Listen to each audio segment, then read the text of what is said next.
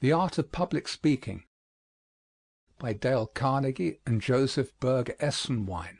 Suggestive subjects for speeches.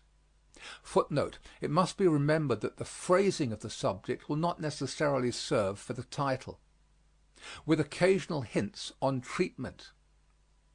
1. Movies and morals. 2. The truth about lying. The essence of truth-telling and lying. Lies that are not so considered. The subtleties of distinctions required. Examples of implied and acted lies. 3. Benefits that follow disasters. Benefits that have arisen out of floods, fires, earthquakes, wars, etc. 4. Haste for leisure. How the speed mania is born of a vain desire to enjoy a leisure that never comes, or, on the contrary, how the seeming haste of the world has given men shorter hours of labor and more time for rest, study, and pleasure.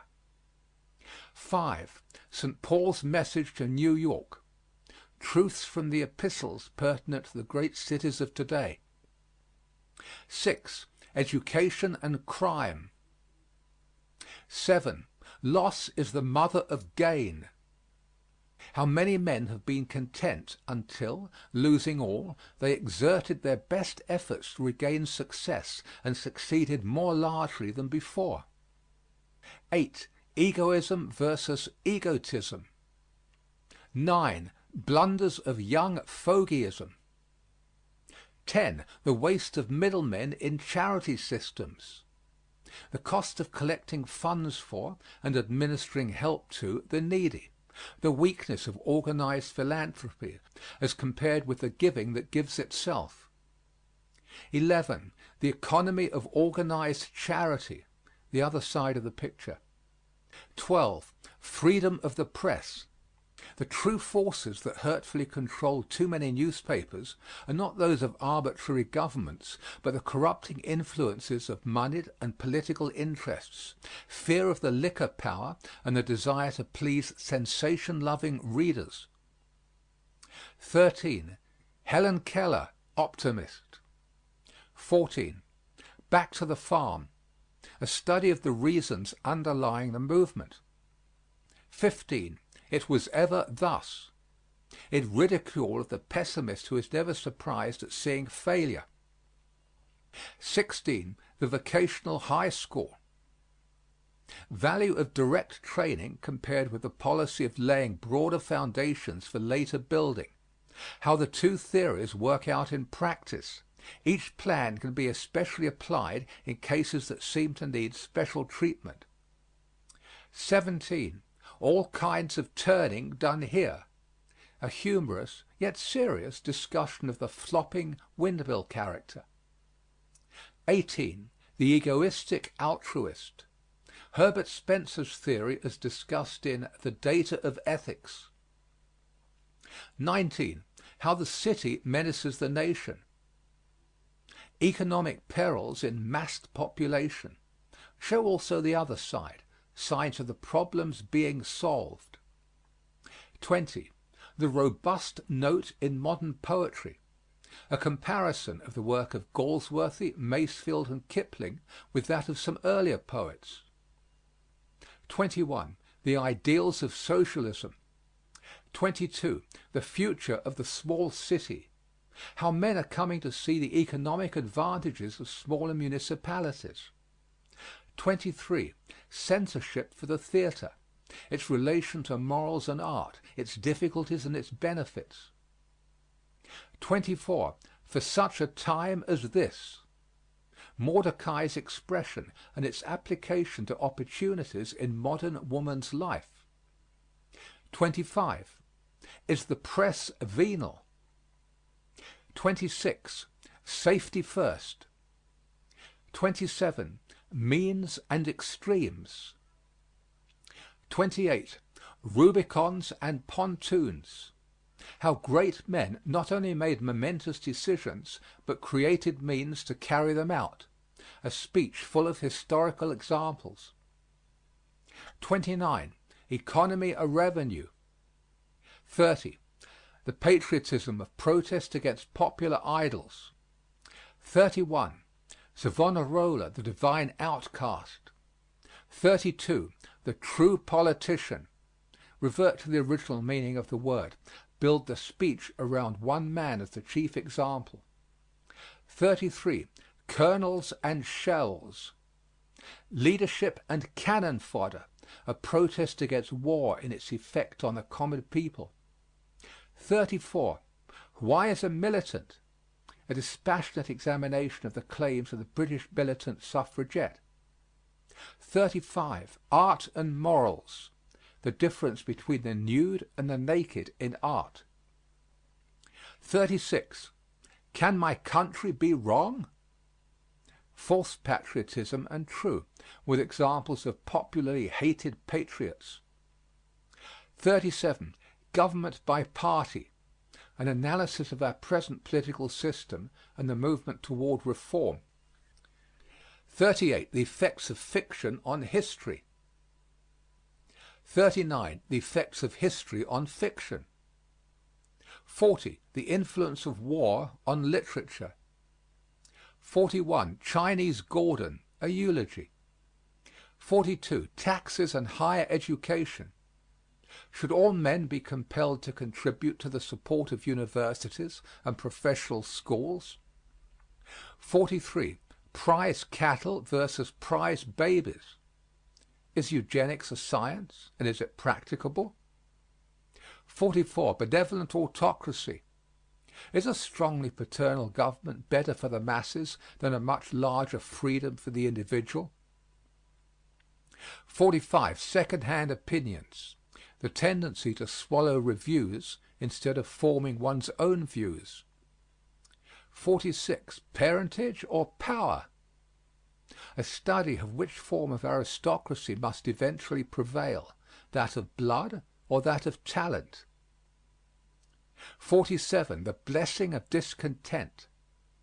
Based on many examples of what has been accomplished by those who have not let well enough alone. 48. Corrupt and contented. A study of the relation of the apathetic voter to vicious government.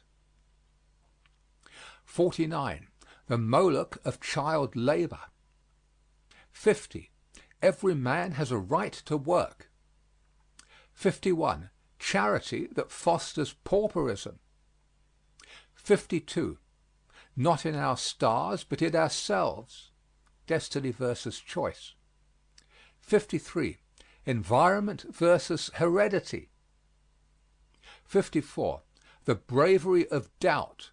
Doubt, not mere unbelief. True grounds for doubt. What doubt has led to. Examples: the weakness of mere doubt. The attitude of the wholesome doubter versus that of the wholesale doubter. 55. The spirit of Monticello. A message from the life of Thomas Jefferson. 56. Narrowness in specialism. The dangers of specializing without first possessing broad knowledge, the eye too close to one subject. Balance is a vital prerequisite for specialization. 57. Responsibility of labor unions to the law. 58. The future of Southern literature. What conditions in the history, temperament, and environment of our Southern people indicate a bright literary future? 59. Woman, the hope of idealism in America. 60. The value of debating clubs. 61. An army of 30 millions, in praise of the Sunday school. 62. The baby. How the ever-new baby holds mankind in unselfish courses and saves us all from going lastingly wrong. 63. Lo, the poor capitalist, his trials and problems. 64. Honey and sting, a lesson from the bee. 65. Ungrateful republics, examples from history. 66. Every man has his price. Horace Walpole's cynical remark is not true now, nor was it true even in his own corrupt era. Of what sort are the men who cannot be bought? Examples: 67. The scholar in diplomacy. Examples in American life. 68. Locks and keys. There is a key for every lock. No difficulty so great, no truth so obscure, no problem so involved, but that there is a key to fit the lock. The search for the right key, the struggle to adjust it, the vigilance to retain it, these are some of the problems of success. 69. Right makes might. 70. Rooming with a ghost. Influence of the woman graduate of 50 years before on the college girl who lives in the room once occupied by the distinguished old grad. 71. No fact is a single fact. The importance of weighing facts relatively. 72. Is classical education dead to rise no more? 73. Invective against Nietzsche's philosophy. 74. Why have we bosses? A fair-minded examination of the uses and abuses of the political leader. 75. A plea for settlement work. 76. Credulity versus faith. 77. What is humor? 78. Use and abuse of the cartoon. 79. The pulpit in politics. 80. Are colleges growing too large? 81. The doom of absolutism. 82. Shall woman help keep house for town, city, state, and nation? 83. The educational test for suffrage. 84. The property test for suffrage. 85. The menace of the plutocrat. 86. The cost of high living. 87. The cost of conveniences.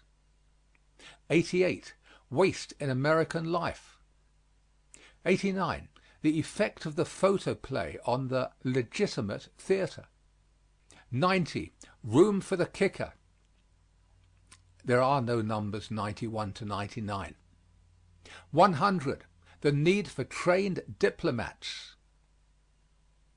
101. The shadow of the Iron Chancellor. 102. The tyranny of the crowd.